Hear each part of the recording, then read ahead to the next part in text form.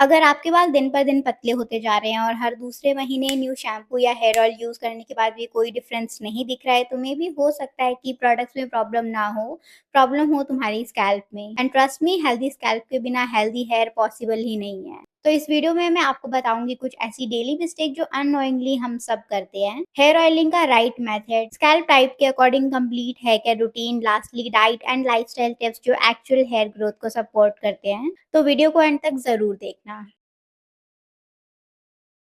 सबसे पहले हम बात करेंगे उन हैबिट्स एंड मिस्टेक की जो हमारी धीरे-धीरे हेयर डेंसिटी को अफेक्ट करती है। मिस्टेक नंबर 1, हेयर ऑयल लगाकर 3-4 दिन तक हेयर वॉश ना करना। मैक्सिमम लोग संडे को हेयर ऑयलिंग करते हैं और सोचते हैं कि जितनी देर हमारी स्कैल्प पर ऑयल रहेगा उतने ही ज़्यादा हमें बेनिफिट मिलेगा।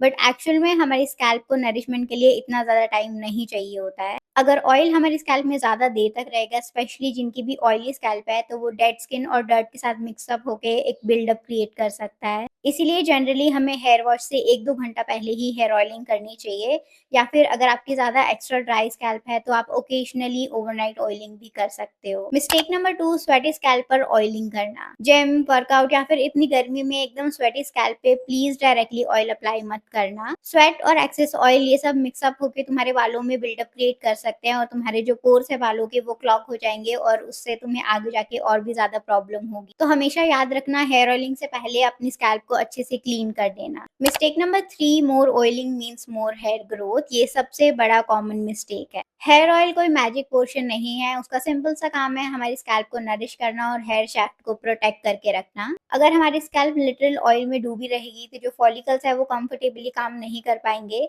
इसलिए हमेशा क्वांटिटी से ज्यादा कंसिस्टेंसी पे ध्यान रखना। मिस्टेक नंबर 4, डैंड्रफ के साथ ओवरनाइट ऑयलिंग। अगर आपको डैंड्रफ, इची स्कैल्प या फिर कोई भी फंगल स्कैल्प इशू है तो प्लीज ओवरनाइट ऑयलिंग को स्किप कर दो। इस सिचुएशन में अपनी स्कैल्प को ट्रीट करना ज्यादा इंपॉर्टेंट है, तो इसके लिए आप डर्मेटोलॉजिस्ट से कंसल्ट कर सकते हो। वो आपकी स्कैल्प को स्टडी करके आपको बेस्ट टिप सजेस्ट कर देंगे। Mistake number 5, using conditioner on your scalp. Conditioner and even hair mask ये सभी हमारे हेयर लेंथ पे लगाने के लिए होते हैं, ना कि हमारी स्कैल्प पे।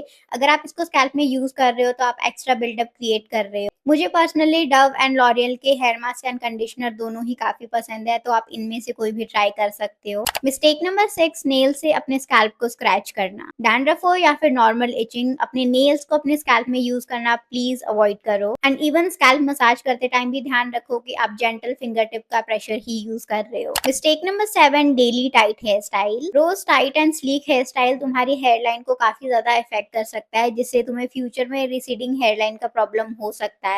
इसीलिए टाइट हेयर स्टाइल की जगह तुम लूज पोनीटेल कर सकते हो। एंड एडिशनली तुम scrunchies and claw clip use करो, इससे तुम्हारे बालों में काफी ज्यादा कम टेंशन क्रिएट होगा। Mistake number 8, excess heat. Blow drying या फिर हीट स्टाइलिंग यूज करते वक्त डायरेक्टली अपने बालों को मैक्सिमम हीट यूज करना अवॉइड करो। मीडियम या फिर कूल सेटिंग चूज करना ही बेस्ट ऑप्शन रहता है। तो ये सारी थी मिस्टेक। अब इनके बाद मैं बताऊंगी आपको right method of doing hair oiling. इसमें स्टेप नंबर 1 है choosing the right oil according to your scalp. Dry scalp है तो कोकोनट ऑयल या फिर आलमंड ऑयल यूज करो। नॉर्मल स्कैल्प के लिए आर्गन ऑयल या फिर jojoba oil. And for hair fall concern, using rosemary infused oil is best option. Talking about my preference, तो मैं नेचर्स पेल का रोजमेरी ऑयल या फिर इंडी ऑयल का चंपी ऑयल दोनों में से कोई भी यूज कर लेती हूँ। और काफी बार मैं कैरियर ऑयल्स जैसे कि almond oil, castor oil and olive oil, इन सब में रोजमेरी एसेंशियल ऑयल डिप करके यूज करती हूँ। स्टेप नंबर 2, इसको करने का बेस्ट टाइम है हेयर वॉश से 1-2 घंटा पहले ऑयलिंग करना। स्टेप नंबर 3, ऑयल उतना ही यूज करना जिससे तुम्हारी जो स्कैल्प है वो लाइटली कोट हो जाए। स्टेप नंबर 4, अपने बालों को अच्छे से पार्टीशन में करके देन अच्छे से ऑयलिंग करना एंड देन उसके बाद मसाज जरूर करना। स्टेप नंबर 5, हेयर वॉश के time look warm water use करना बेस्ट ऑप्शन है। एडिशनली क्लेंजिंग के टाइम में अपने शैम्पू को सिर्फ अपने स्कैल्प में फोकस करना। अगर आप एक्स्ट्रा शैम्पू अपने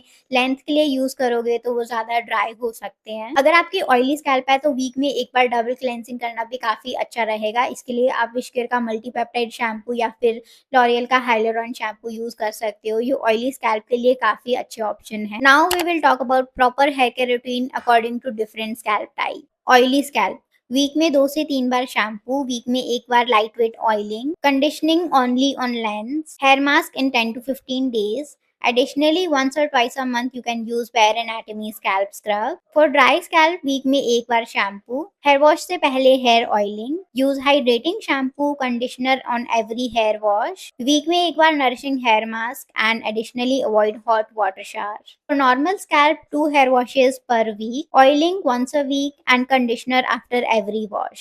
Lastly, we will talk about diet and lifestyle tips because हमारे बाल सिर्फ प्रोडक्ट से ग्रो नहीं होते हैं, उन्हें न्यूट्रिशन की भी काफी जरूरत होती है। इसीलिए अपनी डाइट में protein, iron rich food, healthy fats, omega 3, zinc, vitamin B12, biotin rich food, plenty of water, इन सबको प्रायोरिटी में रखो। Additionally 7 to 8 hour of sleep is very important. Crash diet को अवॉइड करो और अपने स्ट्रेस को भी मैनेज करो। और अगर आप वेट लॉस कर रहे हो तो हेयर फॉल होना काफी कॉमन है, तो इस चीज को भी आप ध्यान में रखना। If you found this video helpful then do like share and subscribe and I will see you in my next video.